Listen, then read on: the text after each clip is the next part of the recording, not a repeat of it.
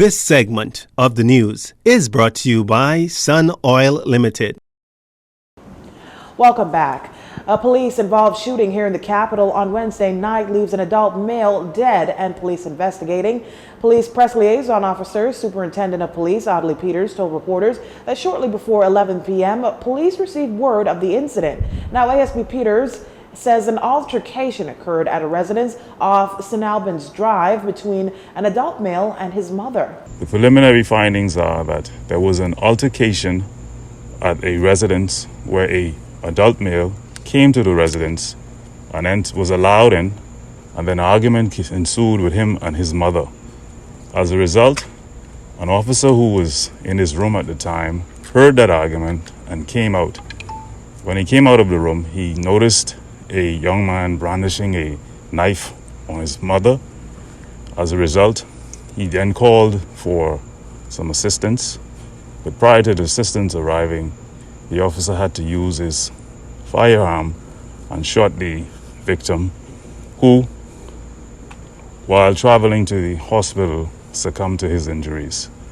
Now, while ASP Peters cannot say if the victim, who is in his early 30s, was under the influence of alcohol or drugs, or if he had a mental illness. Certainly, Section 103 of the Penal Code outlines the degree of force that an individual, not simply just an officer, can use to, when necessary, to coil any force that is used against them.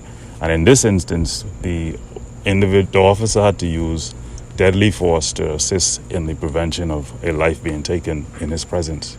In other crime news, police arrested a male and female for allegedly being in possession of unlicensed firearms and ammunition.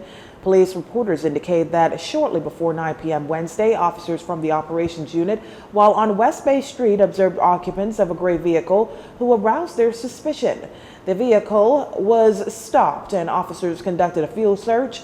During the search, 2 pistols and 3 unfired rounds of ammunition were found. Both the male and female were taken into custody.